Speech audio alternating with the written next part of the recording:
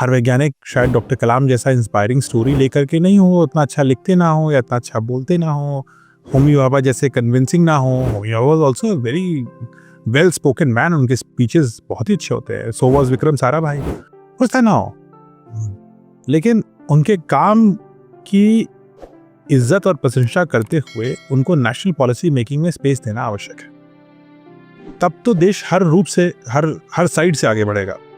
Otherwise will fall victim to a particular mindset, है ना, वो नहीं हो जाना चाहिए। हम विज्ञान को इग्नोर करके देश तरक्की नहीं करेगा, ये बात तो मोदी जी भी कहते हैं, ये बात सभी जानते हैं, बड़ी बात नहीं है।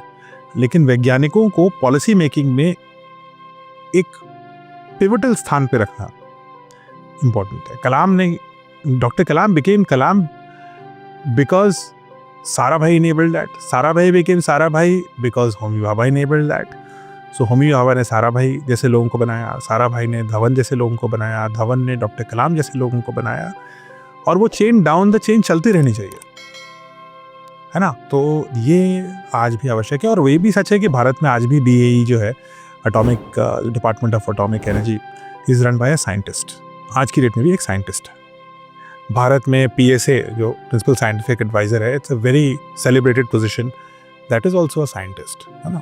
सो कुछ पोजीशंस हमने साइंटिस्ट के लिए रिजर्व कर रखी हैं। इसरो के chairperson is always a space scientist, internal होता है, अदरवाइज नहीं हो पाता। सो इसलिए ये ट्रेंड हमें कंटिन्यू रखना होगा, और तब जा करके हम भारत को, जो हम थोरियम, मैं तो ये नहीं कह रहा था कि 100 साल में भारत थोरियम बना लेगा, मैं ये कह रहा था 100 साल में भारत 100% बिजली थोरियम से बनाएगा। शुरू तो हमें अभी करना पड़ेगा, है ना।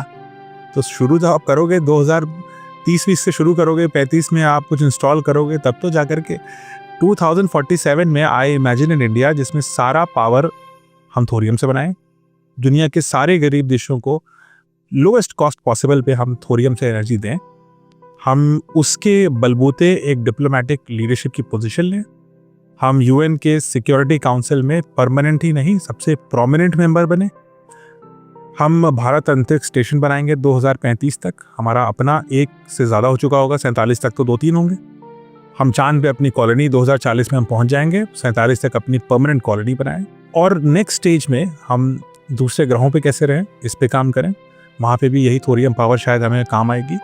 और नेक्स्ट लीप, बिग लीप दुनिया का क्या होगा, फॉर एग्जाम्पल फ्यूजन पावर, ऐसी सारी चीज़ों में India should give a technological leadership to the world.